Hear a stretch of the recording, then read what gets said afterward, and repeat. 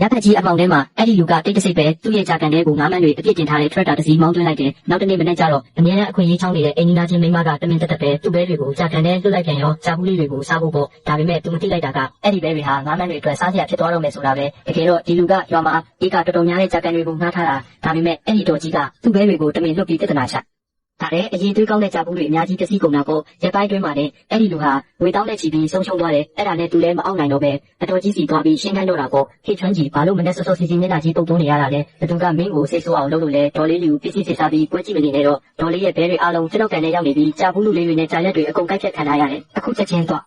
နောက်နောက်ထုတ်ပြီးတေချာထိန်မှာနောက်ခါဒီလိုလွတ်မထားနဲ့အောင်မယ်ငါကဘာကြီးများဖြစ်နေလို့လဲလို့ဒီလောက်ကိစ္စလေးကိုဒေါသတကြီးလာပြောနေတာလားမင်းကတကယ်ပဲအမြင်ကျင်းတာပဲမင်းကန်ထဲကရေကတက်နေတာပဲဟာငါဘဲတွေဆင်းပြီးရေချိုးတယ်ခြေလက်ဆန်တယ်ဘာဖြစ်လို့လဲငါဘဲတွေမင်းကန်ထဲမှာနေတာရက်ပိုင်းပဲရှိသေးတယ်အခုကြည့်ပါဦးဝါဖြိုပြီးအမွေးတွေတောင်ပြောင်းလဲနေပြီးမြင်ရတာတော့မျက်စိပတာဖြစ်သေးတယ်ဟာပြဘလို့တော့အရှက်မရှိပြောနိုင်ရတာလဲကျွန်တော်ကြာဘူးတွေအကုန်ပျက်စီးကုန်ပြီကျုံတော့အပင်ပန်းခံစိုက်ထားတာလေဘာလို့ဒေါ်လေးဘဲတွေကိုဖြက်စီးခွင့်ပေးရမှာလဲငါတို့ကတစ်တလုံးအိမ်ကြီးချင်းတွေပဲဟာရွာသားချင်းချင်းတယောက်နဲ့တယောက်ကူညီရမှာပေါ့အဲ့ဒါတဘာဝပဲလေဒါလေးနဲ့ပဲစကားများနေတော့မလားမင်းကလူငယ်ပဲပညာလေးတက်တယ်စိတ်ထားလေးနည်းနည်းကြည်ကြည်ထားစမ်းပါပြီးတော့ငါပဲချင်းတွေကမင်းကြီးအတွက်မျောစာတော်ဖြစ်သေးတယ်မင်းဘာမှမရှုံးတဲ့အပြင်အမျက်တောင်ထွက်သေးတယ်ငါကိုယ်တော်ကျေးဇူးတင်တာအဲ့ဒီလိုလင်ညာလက်သက်စကားတွေကြားမှာဒီတော်လေးလူကိုဘလို့မှနားချလို့မရတော့ဘူးသူကအရက်အတားကြီးပြီးဘသူ့ကမှထဲမတွက်ဘူးအိမ်ကြီးချင်းစီးကပ်ဆိုတာလည်းမရှိဘူးကိုမကြီးတန်းချွန်းကြီးခမရွာပြန်လာပြီးလုပ်ငန်းထောင်တာမလွယ်တော့ဘူးအခုတော့ကန်ကြီးပစီသွားပြီးပတ်စံတွေအများကြီးရှုံးတော့မှာပဲတနာစရာကြီးခေကူမှာဘာတွေတိုးပြောနေကြတာလဲနင်းတို့ကဘာတိလို့လာပြောနေတာလဲသူကဘွဲရပညာတက်တယ်ဘာလို့ပတ်စံရမှာပဲဟာဒီလောက်တန်ဖိုးမရှိတဲ့ကြာဘူးလေးတွေသူပြူးဆိုင်နေမှာလားငါကတော့အားကိုးရမရှိတဲ့အဖွားကြီးတယောက်ပါဘာလို့ကိစ္စတိတိလေးကိုဒီလောက်ချိန်နေရတာလဲငါရွာထဲမှာဘယ်လိုမျက်နှာပြရတော့မလဲဒီလောက်အတားကြီးပြီးအတိတ်ပဲမရှိတဲ့လူနဲ့စကားဆက်ပြောနေတာအချိန်ဖြုံးတာပဲကျွန်တော်ကဆုံးရှုံးမှုတွေနဲ့ကြိုးကြောင်းစီရုံမှုကိုပြောတယ်သူကတော့မှုဆုံးမှစင်းရဲသားလုံးနဲ့အိမ်ကြီးချင်းကောင်းပုံစံထမ်းနေတယ်စကားပြောရတာလုံးဝလွဲနေပြီးအေးအဲ့လိုမှပေါ့လူငယ်ဆိုတာစိတ်ရှည်ရတယ်သဘောထားကြီးရတယ်ဒါမှဘဝမှာအောင်မြင်မှာဒေါ်လေးကအိမ်ကြီးချင်းငဲ့ညာမှုပြောတယ်သဘောထားကြီးကိုပြောတယ်ဆိုရင်တော့ကောင်းကြ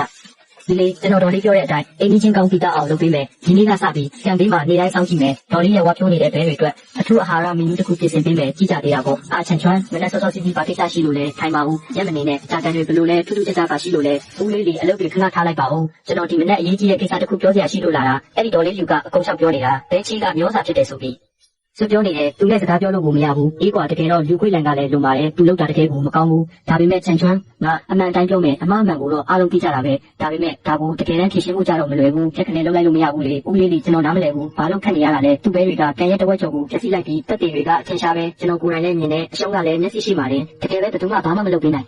်မူလာငါသိပါတယ်မင်းမတရားခံစားနေရတာငါနားလေတယ်မင်းရဲ့ကြိုးစားမှုတွေဆုံးရှုံးသွားတာမြင်ရတာငါလည်းစိတ်မကောင်းဘူးဒါပေမဲ့ယူခွေလန်ကအစိုးရရဲ့လူမှုကူညီပေးရေးစီးရင်ထဲမှာပါနေတဲ့သူယောက်ျားကဆုံးပြီးသားကလည်းအဝေးရောက်ပြီးပြန်မလာဘူးသူကတူးလေးပဲရှိတာသူ့မိသားစုကဒီဘက်တရားကျော်နေပဲရက်တည်နေရတာအခုမင်းကသူ့ကိုရောကြီးတောင်းရင်သူတရားမှပေးနိုင်မှာမဟုတ်ဘူးစိတ်ဆင်းရဲသွားရင်ရွာကော်မတီရှိမှလာငိုပြီးပြဿနာရှာအောင်ပါအဲ့ကြရင်တရားလုံးကဝိုင်းကြည့်ကြမ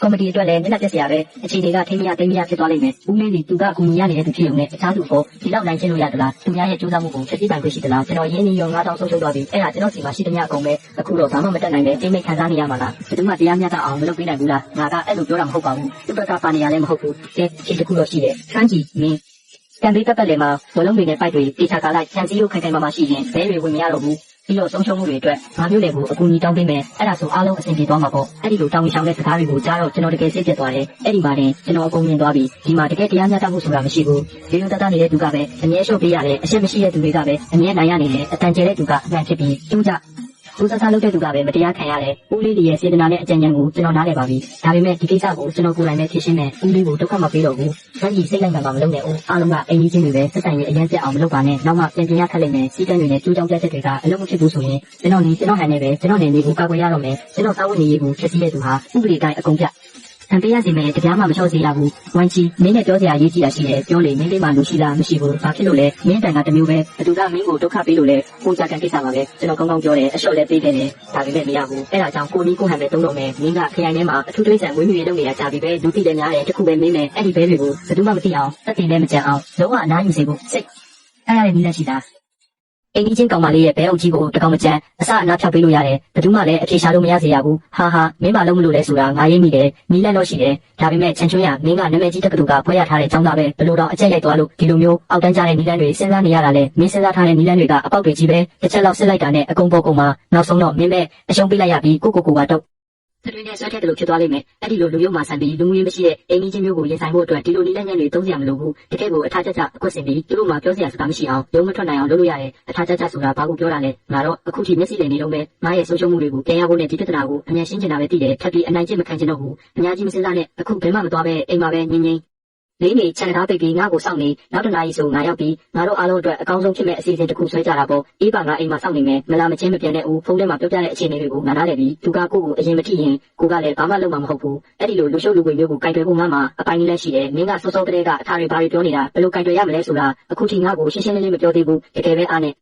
့မတူပဲသူ့ကိုနှိမ်လို့ရတဲ့နည်းလမ်းရှိလို့လားအခုချက်ချင်းကြီးမမေးနဲ့အောင်စိတ်အေးထားပြီးတေချာစဉ်းစားကြည့်စမ်းအခုယူကွေ့လန်အကြောင်းလည်းမရှိအသာစီးရနေတာဘာကြောင့်လဲသူကတော့သူ့ဘဲတွေကငါချကန်ထဲမှာအလကားလာကူးနေတာကိုသဘောကျနေတာပေါ့ကြားဆွဲတွေကြားရွက်တွေကိုအလကားစားနေတာလေတပြားမှလည်းအကုန်ကြမခံရဘူးငါရဲ့ကြားပင်လေးတွေကိုလည်းစိတ်ကြိုက်ဖြစ်စီနေတာသူကငါ့အပေါ်အမျက်ထုတ်မယုံတယ်မကဘူးငါ့ကိုလူပေါ်လိုမျိုးဆက်ဆံနေတာအဲ့ဒါပဲလေသူကအခွင့်အရေးတမမဟုတ်လားမင်းရဲ့ကြားကန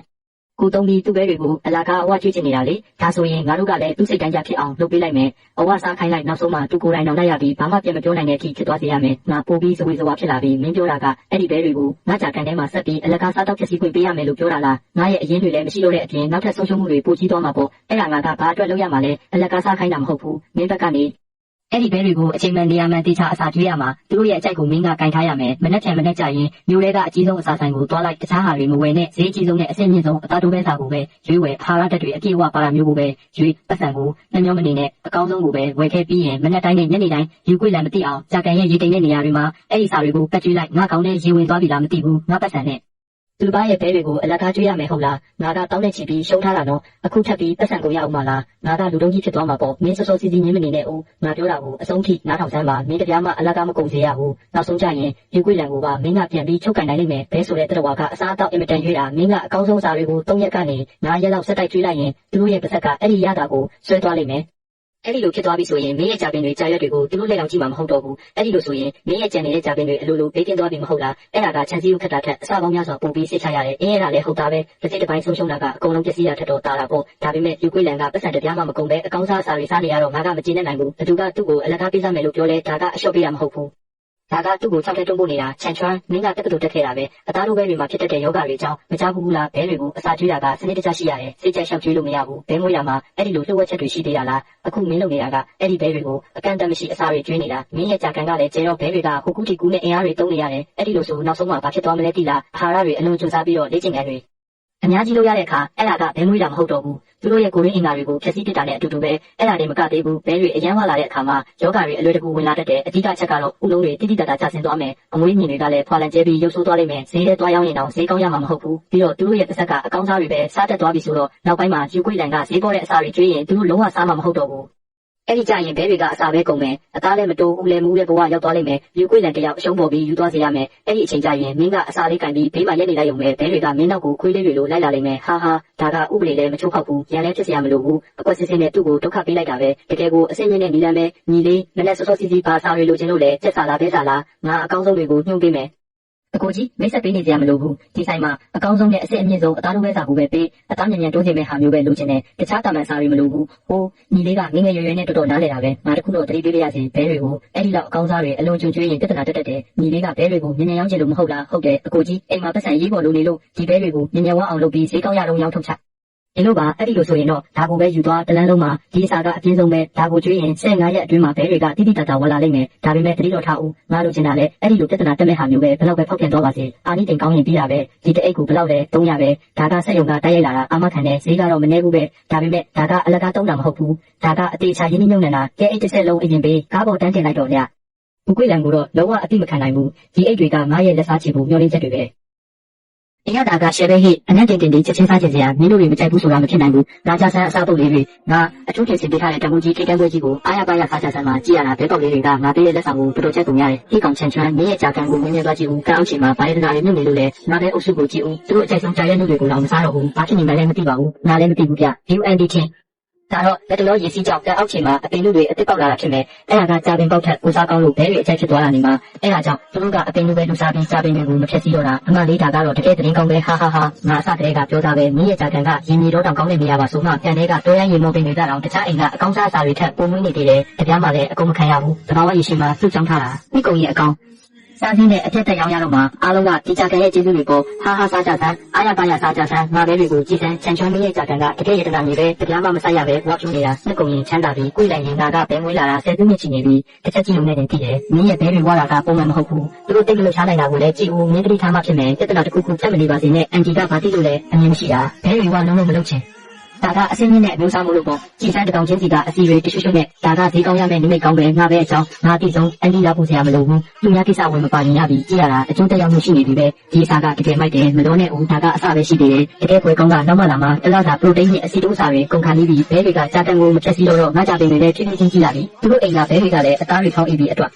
အင်္ဂလိပ်စာတွေပေါက်ဖက်တော့မဲ့အနေထားရောက်နေပြီအချိန်ကိုက်ပဲအစီအစဉ်ရဲ့နောက်တစ်ဆင့်ကိုစတင်ရတော့မယ်ထူးဆန်းတယ်တကယ်ကိုထူးဆန်းတယ်အရင်ကဆိုနေတိုင်းပဲဥအလုံးပေါင်း10ချီရချီကောက်လို့မကုန်ဘူးဘာလို့ဒီတလားအတွင်းပူလာနေတော့ပြီးအခုဆိုတလုံးမအောင်မိုးတော့တာလဲတင်ချတယ်ချန်ချွမ်းအဲ့ဒီကောင်ဆုံးချက်ကန်ထဲမှာတစ်ခုခုလောက်ထားလို့မစီမပြတ်တာကြည့်ရသေးတာပေါ့ချန်ချွမ်းအခုချက်ချင်းထွက်ခဲ့စမ်းအထဲမှာစောစောချင်အောင်ဆောင်ပြီးသုံးမိနစ်နဲ့မင်းဒီနေ့ကကိုရှင်းလင်းချက်ပေးရမယ်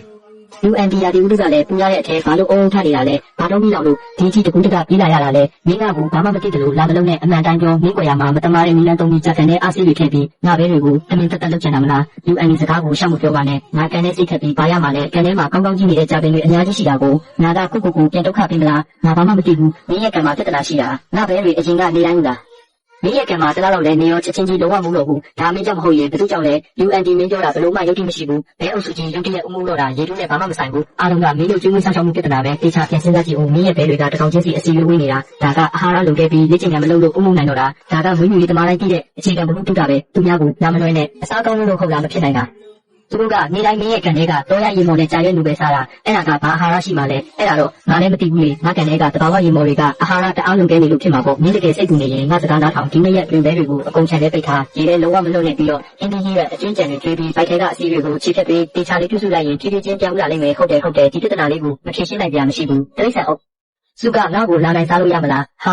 ဟုတ်တာပေါ့မင်းတို့တွေအတုံးမကျတဲ့အစာပုတ်တိရစ္ဆာန်တွေနေတိုင်းအကောင်းသားတွေကြေးထားတာကိုအခုကျတော့အစာကိုကြီးလုပ်နေတယ်အဆုတ်ခံခြင်းလို့လားတကယ်ကိုမွေးရကျိုးမနဲ့တဲ့ကောင်တွေကြီးဖွားကြီးကဘာတွေရှောက်လို့နေကြတာလဲလူကိုအိတ်လို့တော့မရဘူးနောက်ဝင်ကူးနေတယ်လို့ပဲ UND မနဲ့စောစောစီးစီးညနေတာလည်းမကောင်းပါလားမနေ့ကဘဲတွေကိုပိတ်ပြီးအစာကျန်းကျွေးရအဆင်ပြေရဲ့လားထူးဆန်းလို့ဒီတိရစ္ဆာန်တွေကမင်းရဲ့ကြာကန်ကိုပဲဆွဲလန်းနေကြ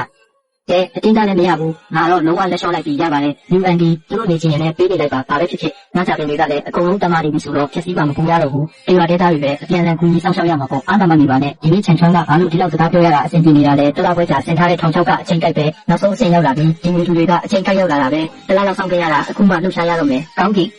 တပေးရဲ့အခွင့်အရေးပဲဒီတစ်ခေါက်လှုပ်ရှားမှုကလုံးဝအမှားယွင်းမရှိသေးဘူးဒီနေ့ရဲ့ညဘက်ဆိုပဲတွေကိုအစာမကျွေးတော့ဘူးမြို့ထုံဆုံးမနေ့ကင်းကြမှာကျွေးမယ်မနေ့ကင်းယူသူတွေကကိုရောက်ချက်ကိုအကောင်းဆုံးပဲပြီးတော့မိုးပါရွာနေတော့တဲလုံစားအားလုံးစီးကြောဖြစ်တယ်လို့ဖြစ်သွားမယ်နေရာကလည်းအကွက်ပဲဘယ်သူမှမမြင်နိုင်ဘူးဘဲပေါက်ပြီးမင်းတို့ဒီတိုင်းတိုးထဲမှာပဲကောင်းကောင်းနေကြတော့ဒါမင်းတို့ကိုနောက်ဆုံးအချိန်အစာကျွေးရပဲစားပြီးရင်အိမ်ပြန်တန်းကိုရှာတွေ့ပါစေလို့ညွှန်နေပါတယ်ဘဲပေါက်